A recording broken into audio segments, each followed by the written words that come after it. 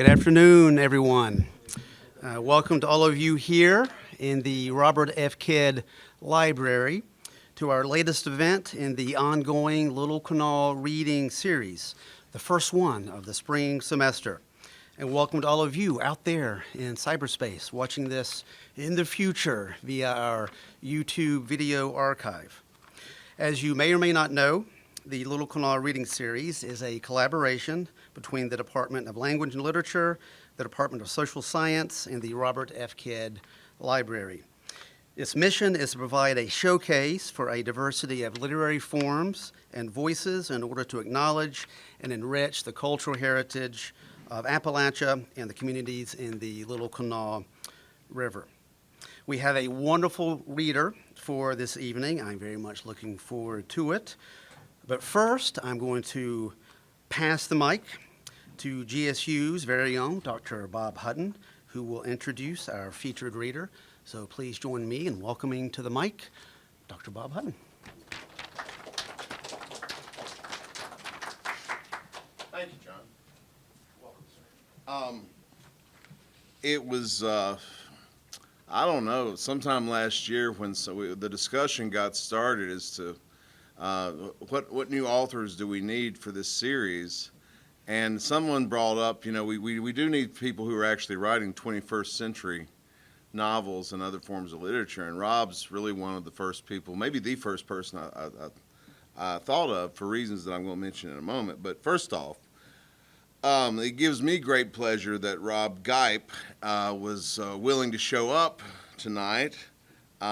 Because I really enjoy his work, and I really do think that his recent novels are some of the most interesting developments in Appalachian history in recent years. Now, I say that not as a lit person. I teach history, so I just enjoy the novels. I wouldn't know how to examine them like y'all do, but in any case. Rob's a founding producer of the Higher Ground Community Performance Series, and also he at one point directed the Southeast Kentucky Community and Technical College Appalachian program in Harlan.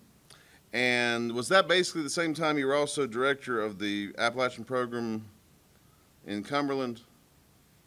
Did those overlap? Community college is in Cumberland.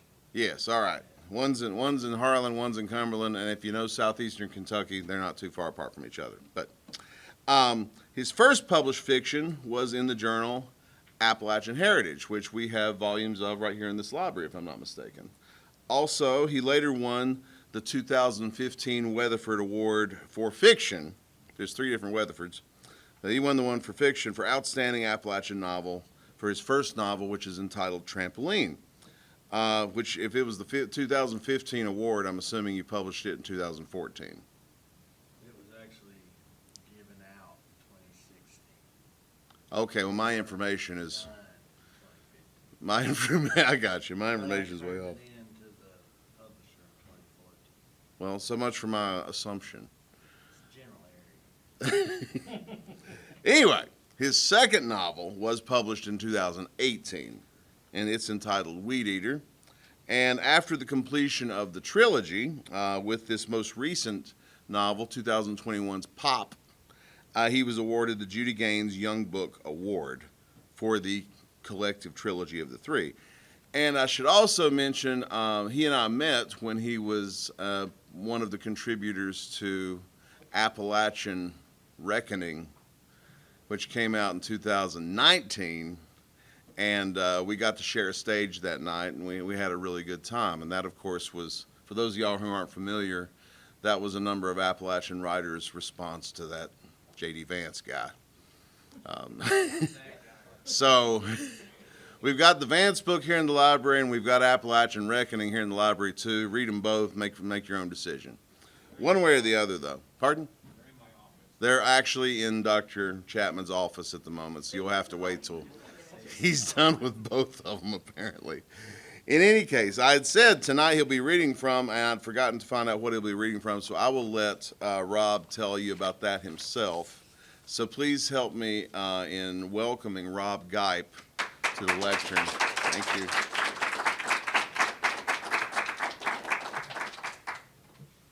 Bob. And thank all y'all. This is a swell turnout. I'm very appreciative of each and every one of you.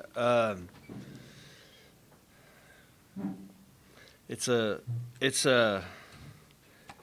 difficult time in many ways, isn't it? I was very glad to come to West Virginia while the legislature is in session. I've had some friends helping me keep up with what's going on in Charleston, and it should trouble us all. And so I'm very glad to be here. And I was kind of a organizer and a activist through the arts before I was a writer, and it was kind of deep into my career before I felt like I should write something of my own. And most of my work has been collective and collaborative in Harlan County, and really I have stepped away from. I'm a kind of a dude in transition.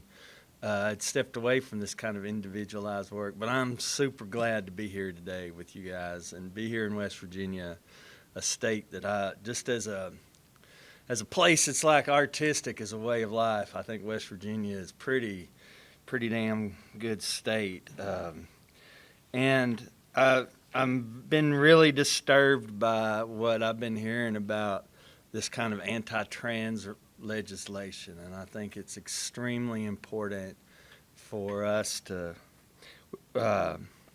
just tell each other we love each other in this moment. And so I don't really know you yet, but I love you, and I think we need to be supportive of each other. We're working on some of you may. I was talking to a lawyer one time who he had some clients, and they had locked their kids in a trailer and went to the liquor store, and the trailer caught on fire, and the children died. And I always thought this was a masterpiece of restraint. He said they were his clients. He said they were difficult people to appreciate. And some of y'all may be difficult to appreciate, but I love you anyway. We'll see how it goes. But anyway, I'm glad to be here.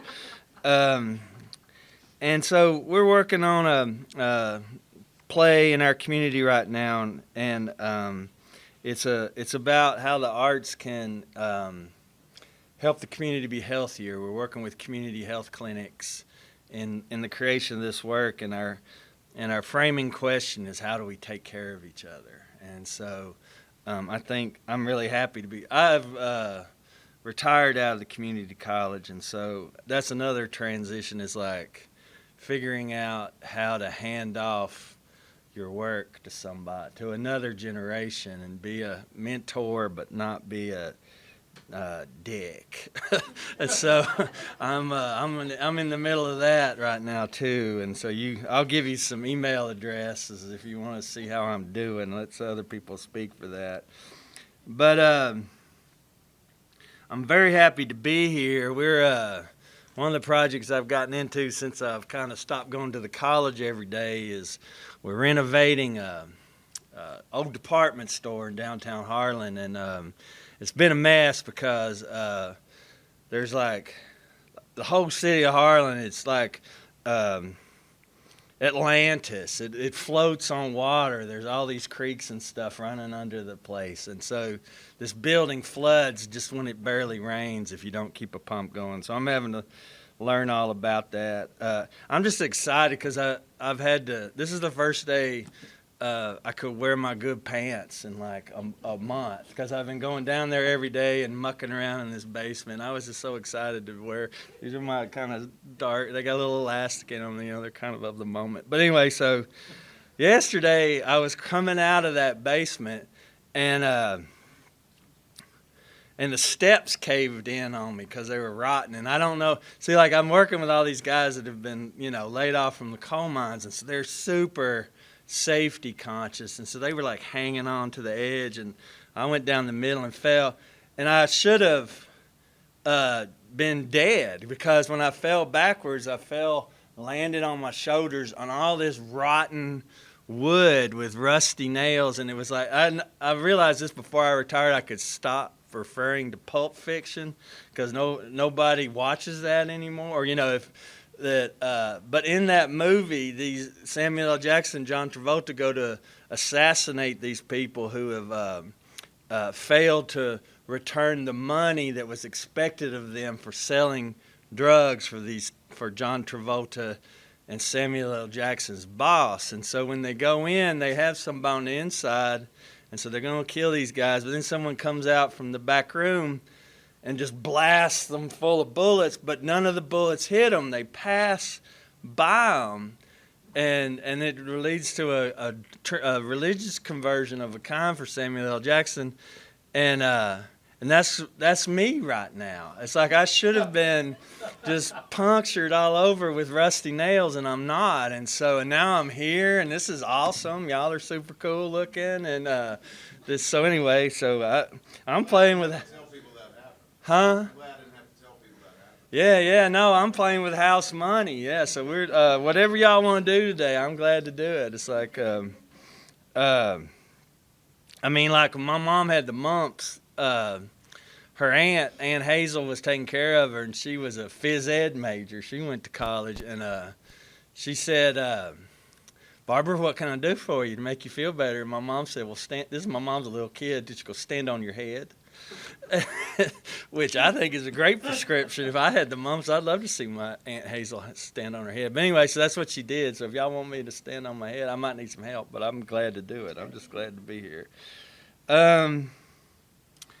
I was listening on the way in here. There's a great podcast called The Stacks. I don't know if any of y'all listen to that, but it's a kind of a books podcast, mostly African American, and she had Miriam Kaba on there, who doesn't do a lot of kind of public stuff in her name, but she's a great thinker about prison abolition and an activist. Actually, doesn't just think about it. But she was talking about, so she has several books out, but she was just talking about writing as something that was very utilitarian to her. It was a tool for her, and that it was a way of documenting practice. That she was a person engaged in the world, and that she didn't labor over her language, but she wanted to, because she was talking about, like, in the civil rights movement, she said, there was this idea that, she said, I'd never heard this before, I don't think. Leaders lead from the front and organizers organize from the back. And they were talking about, and Ella Baker, who'd been a civil rights organizer, who did a lot of the work of getting people in place for, it's not like people just show up. I mean, y'all are here, but somebody made it so. Right? In addition to your own volition, it's like somebody organized this. And so the art of organizing is often unsung. And so they were just talking about that people who do things in the world often go undocumented. And so she said that's why it's important for organizers to document their practice. And that resonated with me because part of what's going on with what I write is just trying to document this place and time. I think of them as historical novels, but just history that I've experienced myself. It's like trying to, what needs remembering that might be. It's like it's easier because you don't have to do all that research. I'm trying to write something about the 1700s now, and it's, oh my God, there's been so much. It's like, and you read 400 pages and like 7 of them are what you need. It's a good on you, man. It's like, anyway. So, but that was, and I knew it at the time. I tell you what happened in 2020, when, I live in the same state as Breonna Taylor lived in. And so we were very, our reaction to that was very visceral, and we were trying to, make sure that more people were feeling each other as best we could in Kentucky. And, and then when pandemic hit, I had all this time to read and really got very interested in how we got here, and so I'm trying to figure out how to do fiction with that. I also got very interested in seeing what I could do to reduce the number of novels by white guys by stepping aside for a little bit, because I wasn't reading any of them. It's like, so that's been a real, I don't know why I'm talking about it, because it just draws attention to myself, but I do think that, it's something that's going on, and I'm really just, maybe it's my near-death experience, but I'm like, well, you should just talk about all this stuff all the time. But anyway,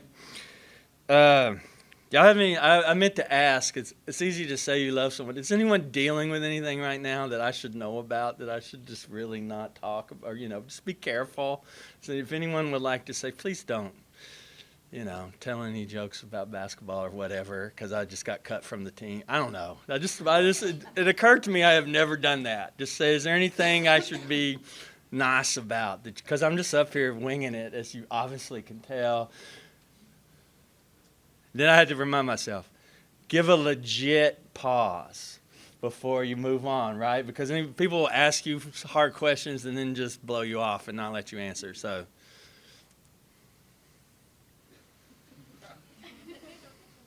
anybody?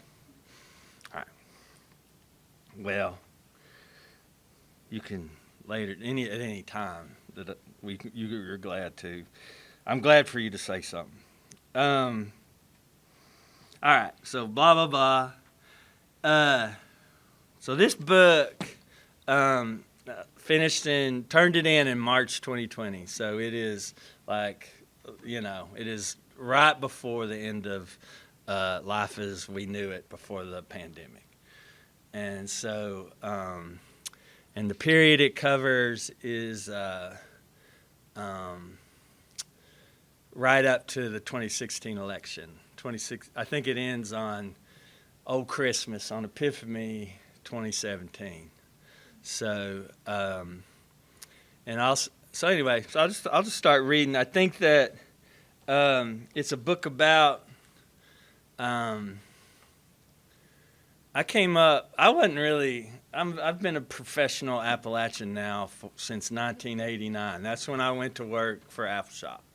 And I was their director of educational services and marketing and sales. And so I've been in the Appalachian business ever since then.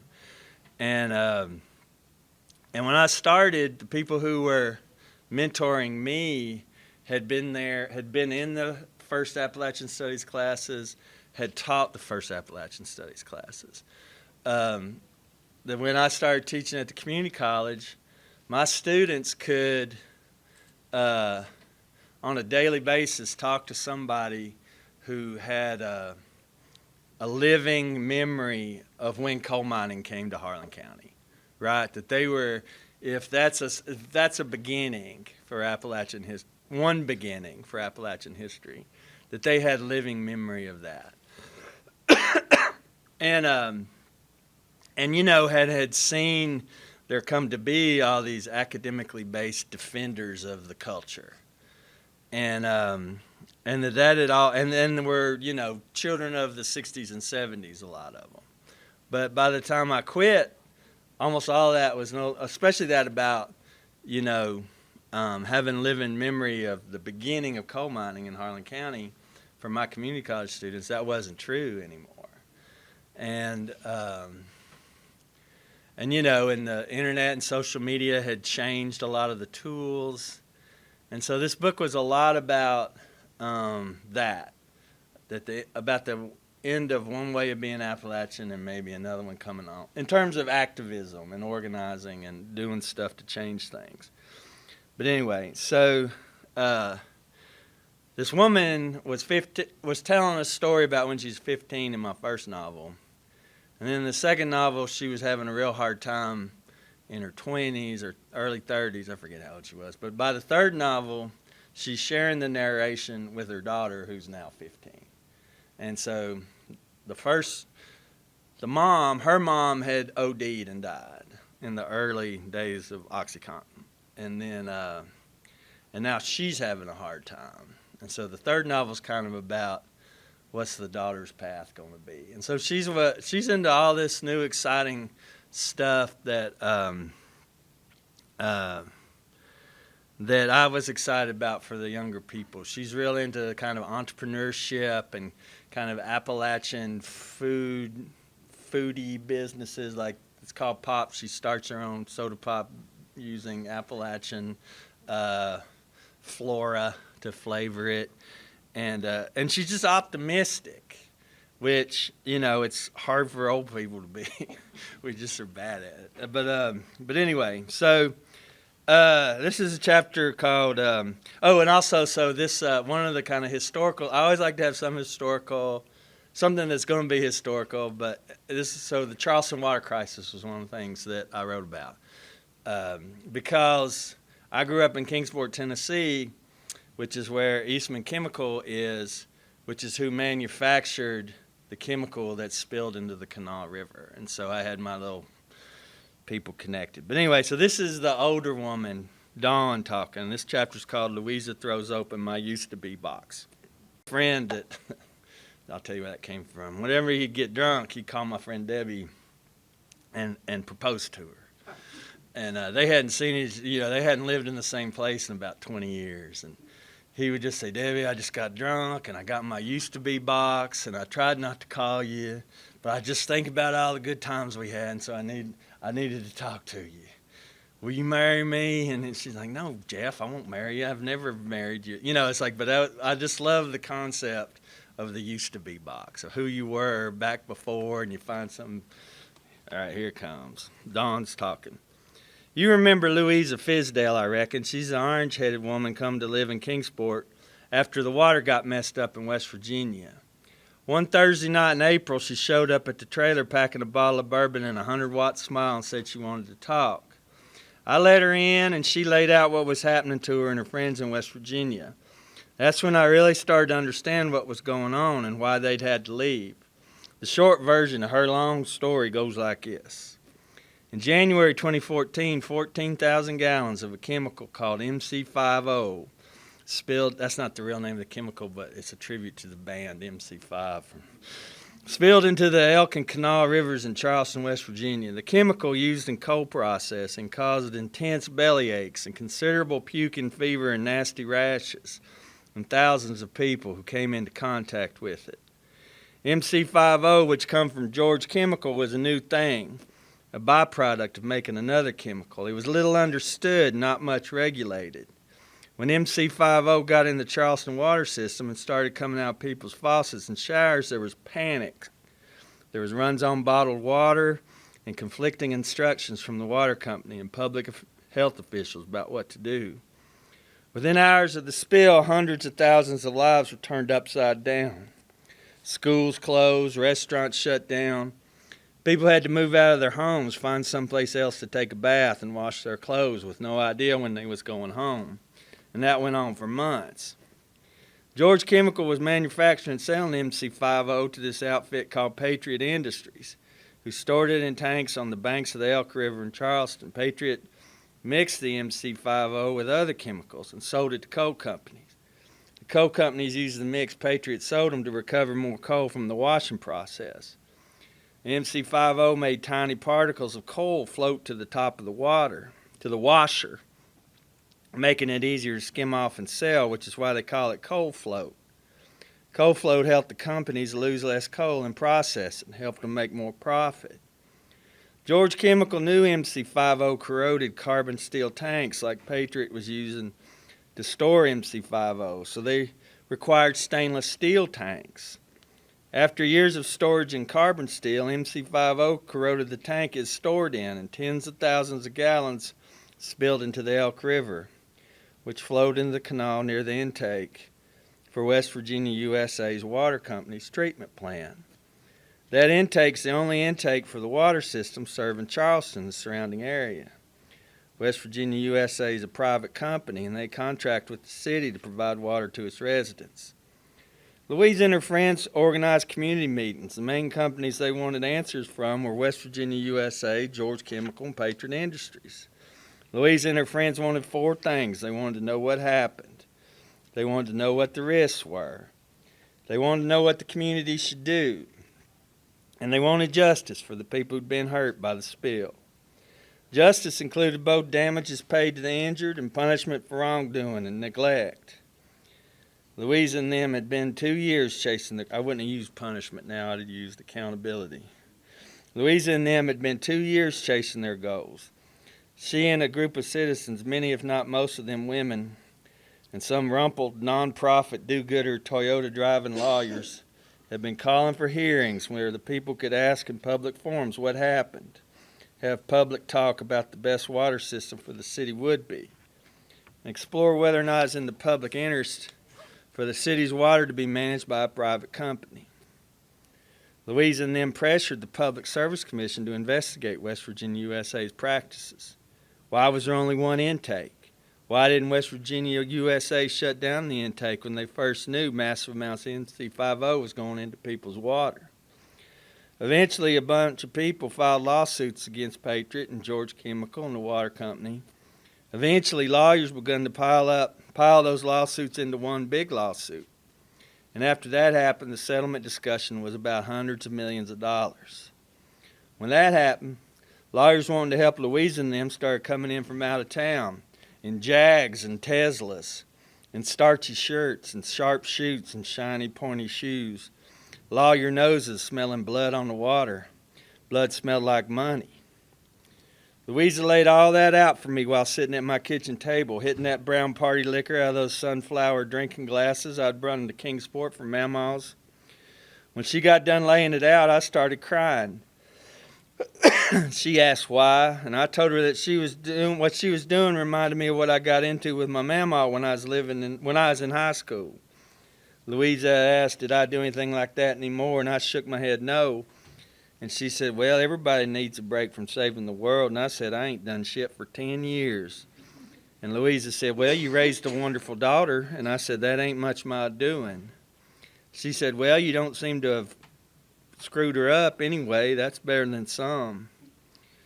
Way Louisa Fisdale had learned all that technical knowledge, how a water plant works, how coal float is manufactured, way she could keep 50 lawyers and 500 government agencies and all them citizens groups straight, reminded me of Mamaw.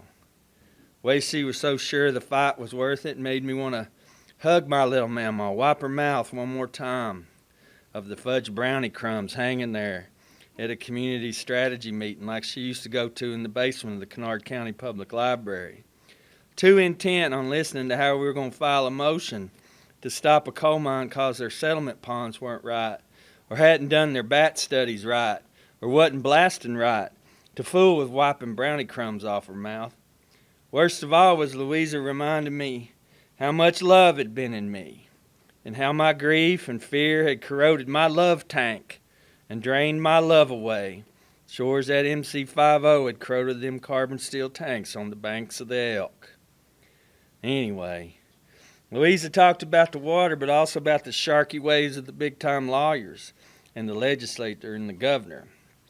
She talked about the bullshit in the schools around teacher pay and useless standardized tests. She had thoughts about abortion rights getting eroded and subsidies on solar panels getting rolled back. Thoughts about what ought to be done, and a whole big concrete plan that wasn't just hers but belonged to a bunch of them. This whole policy agenda poured out of Louisa. She sat sucking the lemon twist she'd fished out of her party liquor glass. It was exciting, and not just on the policy level. Louisa sitting there, her eyes darting back and forth, her knee bobbing, gnawing on her fingernails, her voice light and girlish, fine to stick a giggle in there when a foible of one dry-cod politician or another turned up in her yarn was all very appealing. Also, I had lost my mother and my best friend in Mamaw in 1 month, and I had never recovered from it. Never let myself make another friend. Was I going to make a friend now? All this went through my mind while I cracked walnuts and sipped brown party liquor. Unaware I was smiling until Louisa stopped talking about Medicaid expansion and said, what? I said, nothing, just listening. She said, this is boring, isn't it? I said, no, and I poured her more liquor and gave her a handful of walnut pieces. So, that's that.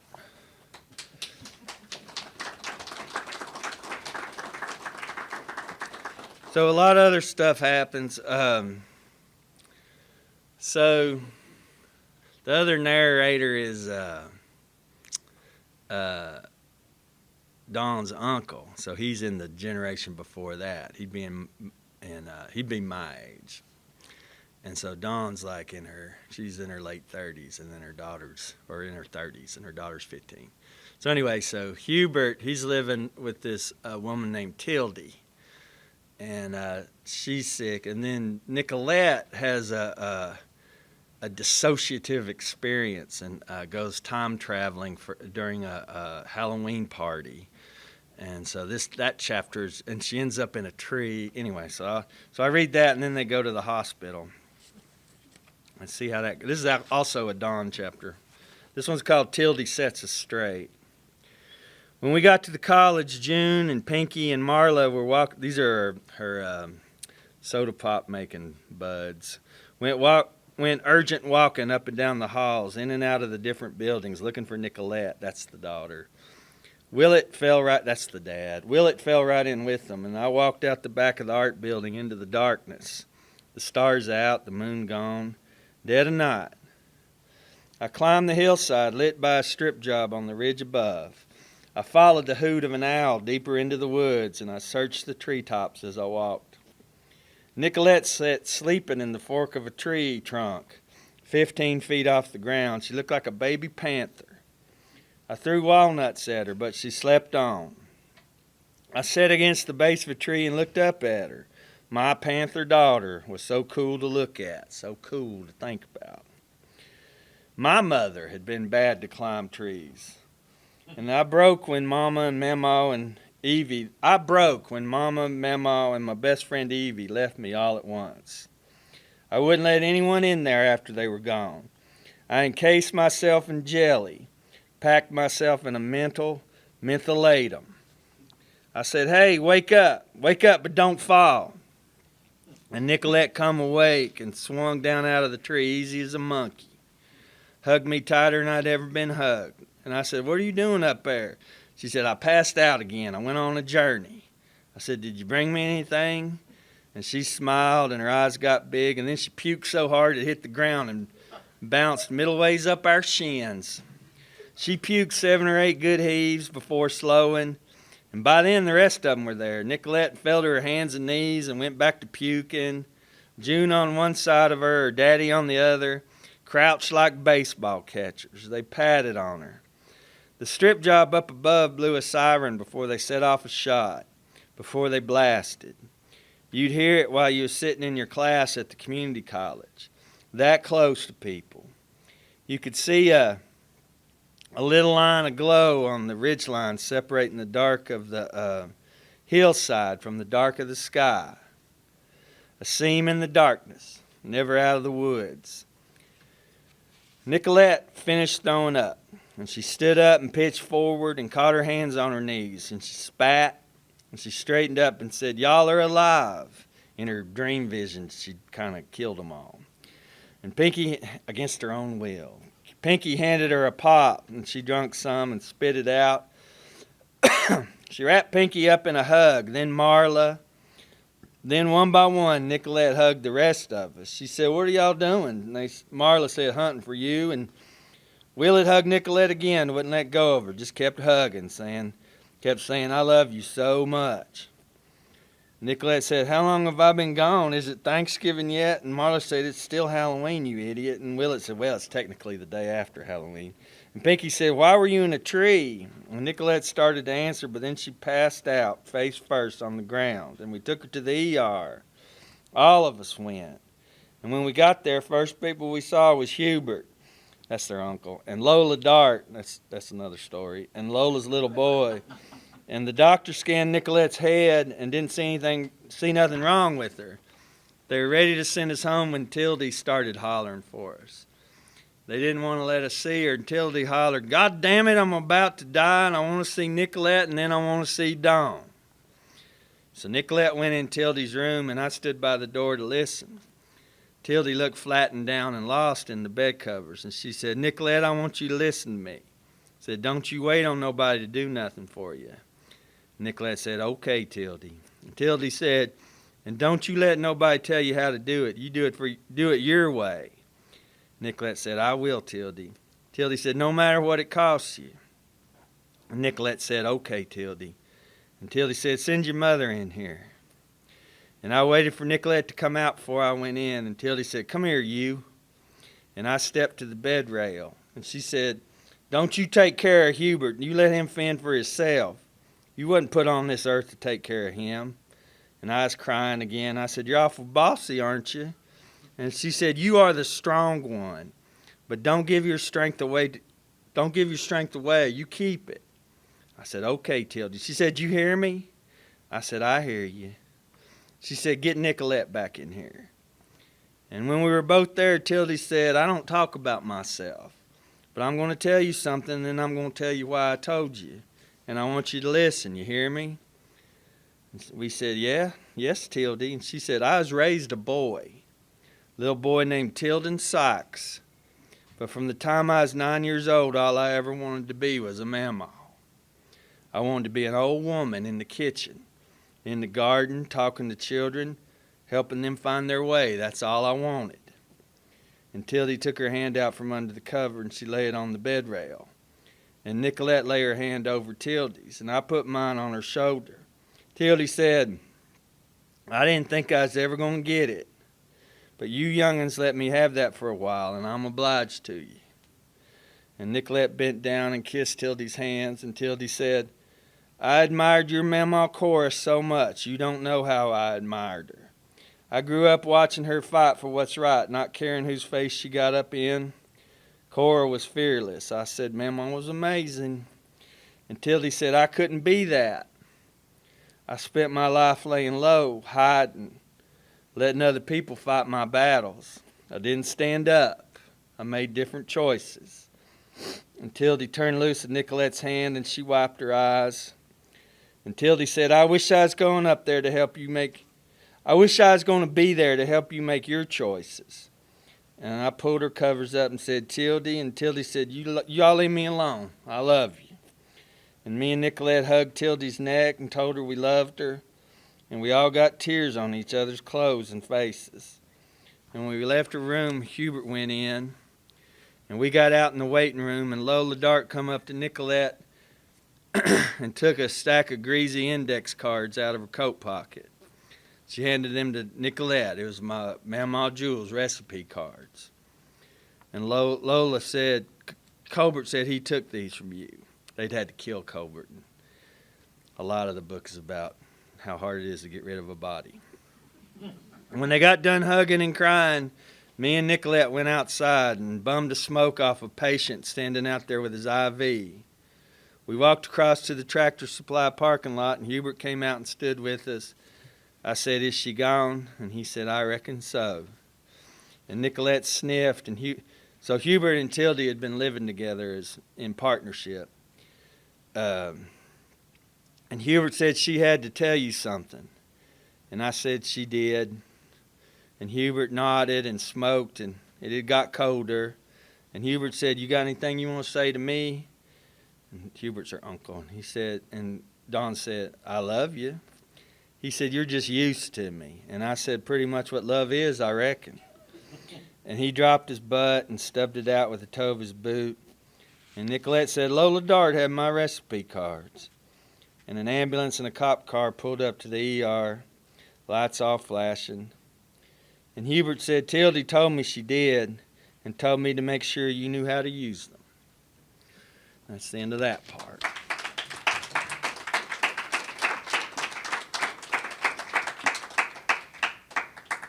Okay, well, that's it. I'm ready for the interactive part of the deal. If y'all have anything you want to say or whatever, let's just talk to each other now. If you have questions, that's a customary part of this kind of affair, and I'll do my best to answer them. Or I'll just be glad to be here with you. Yes. Did you intentionally write this as a trilogy, or did it just happen that you wrote sequels? Well, I was in a novel writing class that kind of spread out over 18 months that was kind of designed for, I won't say old people, but non-traditional, right, late life starting novelists. And so, Adult onset. huh? Adult onset writing. Correct. And part of it was to get you to think of yourself as a writer. My teacher, Darnell Arnault, asked us to visualize all the books we would ever write and to title them all at once before we'd even finish one. And so people had like 10 or 12 books, and I just did 3 and named them because I'd already was working on Trampoline because I wanted my titles to be one word because that was more punk rock, and I wanted them to be something every one of my community college students would know what it is. So the Trampoline, Weedeater, and Pop. And do y'all say Pop? What is West Virginia? Is this pop country? Okay. Because you're getting close. Y'all cut it close. We start getting up here. This is almost like Pennsylvania, almost. So I didn't know where that line is. I know y'all got your slaw lines and your. Most of Pennsylvania's pop. Yes. Okay. All right. Southwest PA, Pittsburgh, all that's all pop. So, see, Tennessee, where I'm from, that's the Coke line. We're like, what kind of Coke you want? Coke or Sprite? Well, I'll have, like everything's Coke to us. So anyway, so these things, all right. So anyway, so that's how, so then the first book I kind of just had, the first book it was called Trampoline because I wanted to use a trampoline as a murder weapon. That was my little thing I had in my mind. And then the other 2, I had the titles, I didn't know what they were going to be, so I actually wrote into the titles. And so then by the time I got done, I was pretty done. But yeah, thank you for your question. Other comments or thoughts on the day? Can you talk about writing in the voices of these strong women? Well, my mother talked all the time. She was waiting at the door when I got up. And actually that's not true. A lot of times she just would come on in and start talking to me. And so that's really the voice I hear first. And then and then of course in the course of doing this play work, we did hundreds of oral histories. And actually the real structure in my head, I didn't think it would be better to kind of make it explicit in the books, but the books are basically oral histories that they did with June, who's the aunt, who was the community college teacher. And then it's somewhere in the world, June is the one who put these books together. And so that they're all oral. And so, and and the thing was that a lot of our early theater work was helping the community process the onset of OxyContin in the community. And, the mental health infrastructure was bad. And so once people got talking, I heard a lot of talking. And so, in the original, when I first started that class, this Trampoline had like 30 narrators. And that was part of what I got out of that long class was, reduce, boil it down. And Dawn kind of survived. She was the voice I was hearing clearest, I guess. Yeah. Thank you. Rob, I got a question. What's harder to write, dialogue or narration, in your opinion and experience?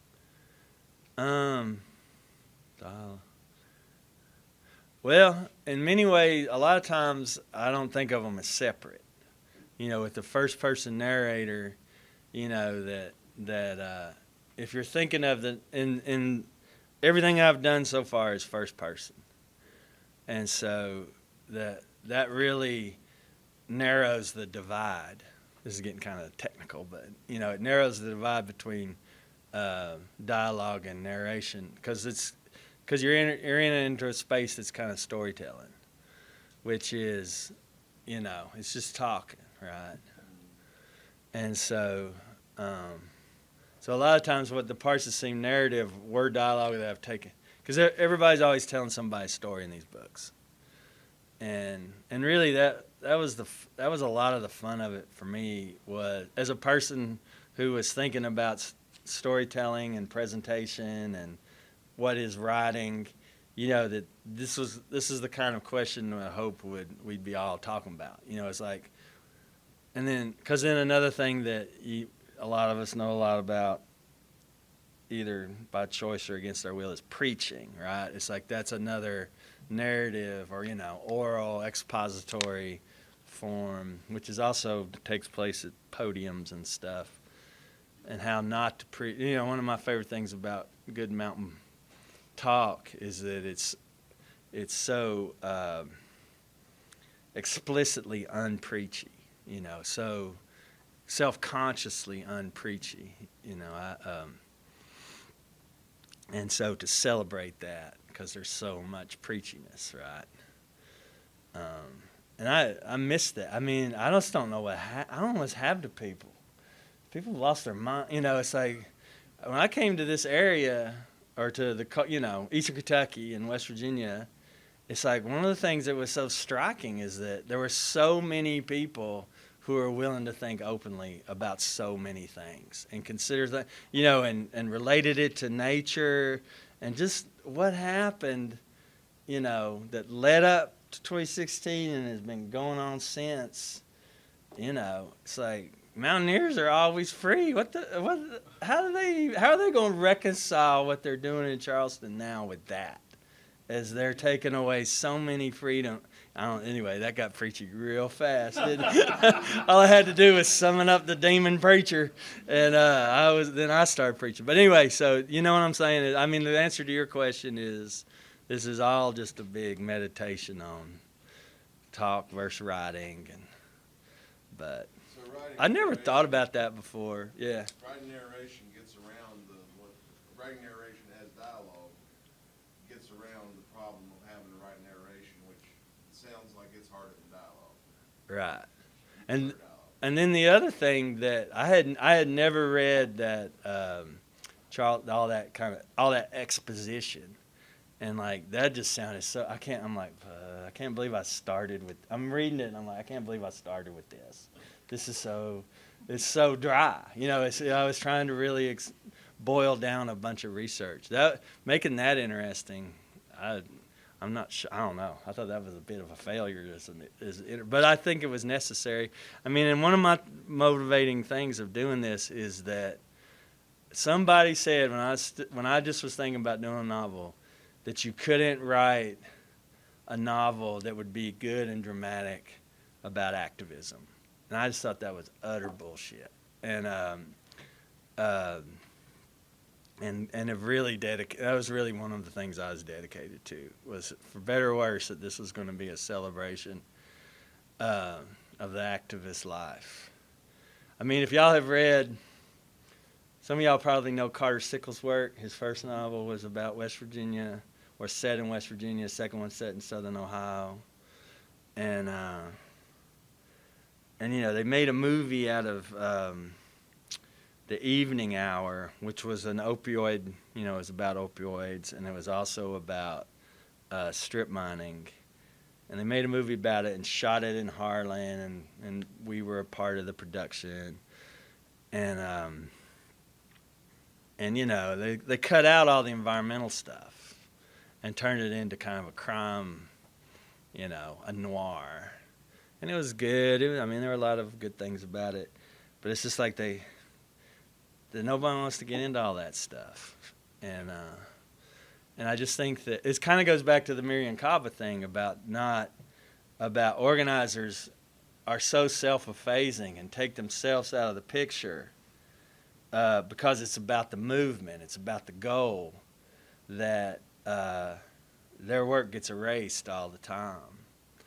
And I don't think it has to be that way, because those are some of the best people, most interesting people, most colorful, dramatic people, and are dealing with the most crap. I mean, the impetus of Trampoline was a kid. She's got two women in her life. One is drifting into addiction, and the other one is trying to save the world environmentally, and she's just trying to be a kid. And so the real impulse behind the book was because I just would see that, the kids of activists, neglect takes many forms, and I think all of us who are doing activism, you're doing it for the next generation, right? I mean, you're trying to make it's an act of parenting or whatever, being a good generation.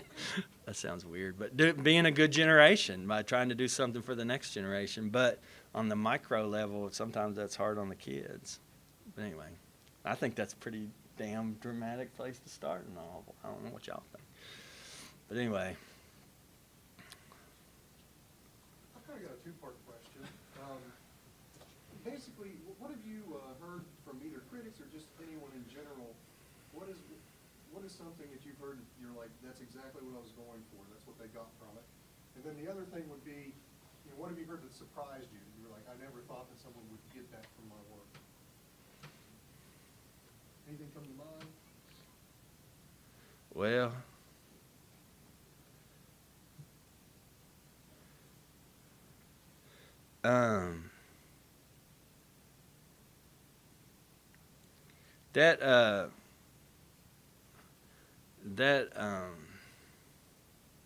that review y'all quoted in the press release that said it was refreshingly queer. That's the first. I'm not unqueer, but I'm not. That's not really how I've identified, and was really nervous about putting that in. Like I have a lot of people I work with in community that are African American, and I started in the first book with when I was 30 Voices, had a lot of African American voices, and I was getting them wrong, and I got super hesitant. I was familiar enough with the voices of women that I haven't gotten called out too bad by too many people on it. In fact, have heard good things about it, and but I messed up those voices, and it made me super gun shy about going places I don't belong in terms of voice. But that whole it's just like there's so many. There's one of the things I want to Ray Garinger. I bet some of y'all know them that do country queers here in West Virginia. They were in one of my novel workshops, and we talked about this a lot. That there's a queer history of Appalachia that Tildy represents, right? That there have been a lot of people who have survived in community and have made choices about outness, and they have had a lot of allies. And to start to explore that, and just the whole issue of, cis white people. I mean, we gotta get into it on race, on gender identity and sexuality. It's the only way we're gonna get past this stuff that's going on. This hostility. And so, anyway, when that was in a review, I was like, well, there's one anyway. I don't even know who that person was, and so that was okay, I guess. Especially the first time I ever see it out in a press release is when I'm coming to this state with 6 anti-trans bills in front of the legislature. I'm like, this could be good for me. I'm going to go to jail. If I'd come 3 weeks later, I'd be going to jail for reading out this book.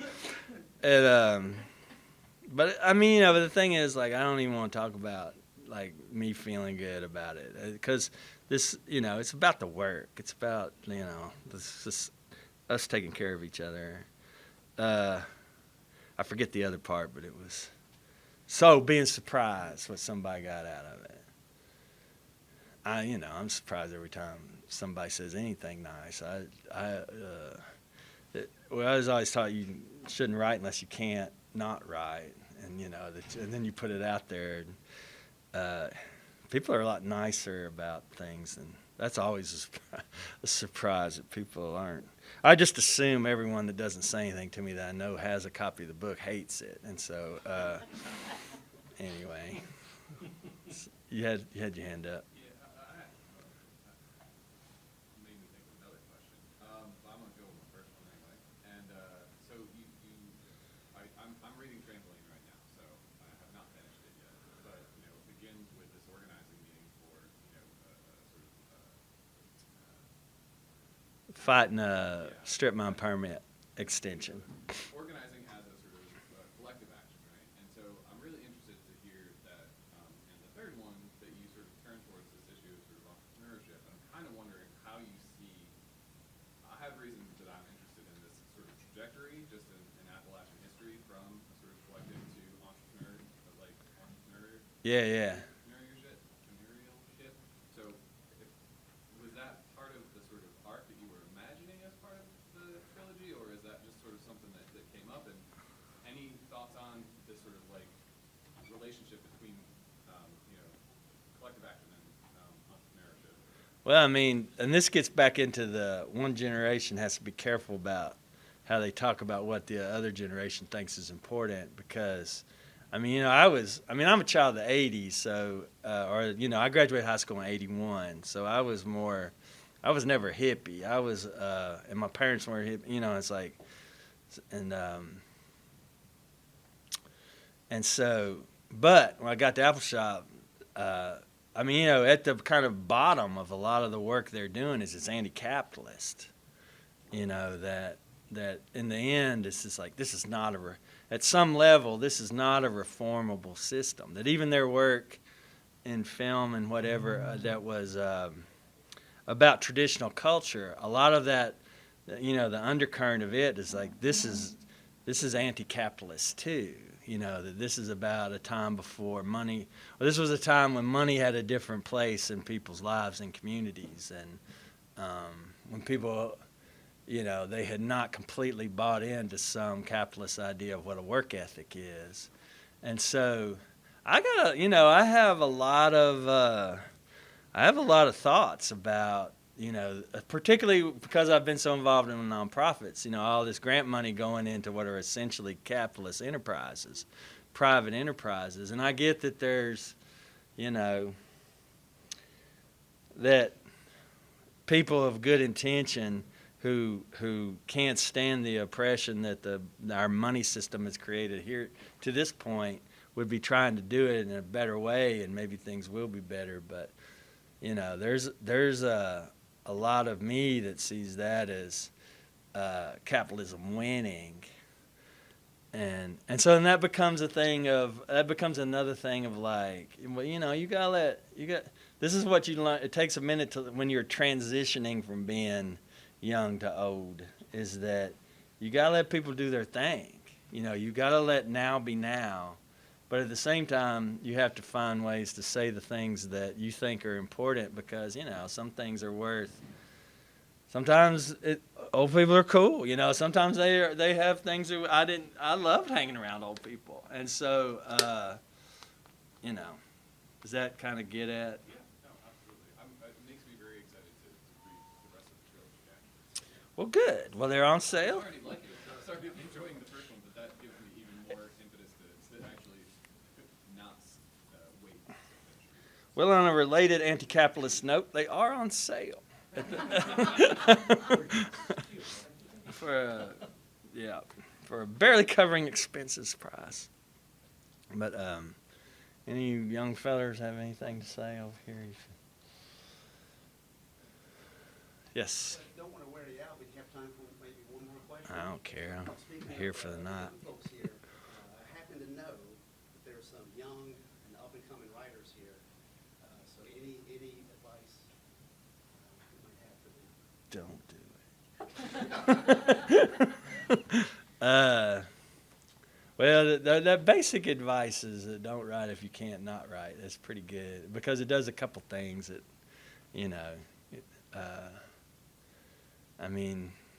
the good thing it does is, surrender to your compulsion, right? It's like, go ahead and do it and work it out and see what you come up with. the other kind of misconception I see a lot of people who are just kind of getting into writing having is they think it's something that for you to be legit, you do by yourself. And I would say that's 100% wrong, that everybody that becomes successful in writing is, at one level or another, a part of a writing community. You know, that they've got a lot of readers, they're hanging out with other writers, they're being brave. You know, it's like, until you can be brave with your friends, you can't be brave with strangers. And putting a book into the world is a tremendous act of bravery. Because I don't know, you know, this is completely frightening to me. It's like, I hope y'all are enjoying it. It's like, it's because, you know, it's scary. It's like to put yourself out there. And so you need to build community, at least so you know you have a few friends when you do a reading come and show up, like old Doug here. But also that's who gets you from good to great. You know, that's how you get from whatever you've got naturally to really better, is by having people to read your stuff, and really the people who are like just tell you what isn't working, right? And on that, and if you get into that, Darnell, my novel teacher, one thing I'll never forget that I think is super duper important when you're working in a writing community, she said that readers are almost always right about what's not working in your work. And they're almost always wrong about how to fix it. Isn't that good advice? Had you heard that before? No, but that is perfect. That is one of my favorite pieces of advice. So people, you'll have people read your stuff, and they will think they're helping you, and they'll want to tell you how to fix it. What they're right about is where it's broke, but you got to figure out what the best solution to whatever problem your work is having is.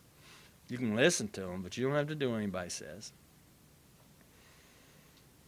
They're not going to be here helping you when all these people are sitting in front of you asking questions. They're not going to be here. It's going to be you. You got to make your own choices. So, hey, who's a writer? Who am I talking to with all this stuff? Who? They want to call them out, but over there. Okay. All right. Do you refer to yourself as a writer? You referred to yourself earlier as a professional Appalachian. Yeah. Do you feel like you're a writer? I mean, you've had different careers, different phases, different. What do you? Well, the first goal is to avoid situations where you have to refer to yourself. That's where I'd start. But I mean, you just do whatever. You just do whatever the situation calls for. Whatever. I really. I mean, I would say that I'm pretty philosophically opposed to naming. I think naming has done a lot of harm, and categorizing and making up taxonomies and hierarchies of stuff. I think naming it on a good-bad continuum of good to bad is it's closer to bad. I'm not saying, we all have names, but I love all this fluidity of naming. I think that that's really a positive thing. And that I haven't thought about this before, but that narrating is something that stands in opposition to just naming, right? But I don't care. I also just love to say Appalachian. I've gotten to where I just love it because it pisses so many people off around here now. And when I always go back, some of y'all have heard this story before, but my favorite thing, teaching Appalachian studies in Harlan County, Kentucky, one of the epicenters of Appalachianness, right, Harlan? It's like I kept noticing all my students who were all taking it just as humanities credit, right? It's like I didn't get that. Everybody had a good time, but I was getting all these papers that were turned in. Survey of Application Studies. where you had to write what class it was. And I finally realized that however the hell they were spelling Appalachian, it was auto-correcting to application. And I'm like, this is how much how we use this word matters to rank and file applications, right? And so anyway, I shouldn't say that. I know it's a traitor to the cause, but all right. Thank you for coming.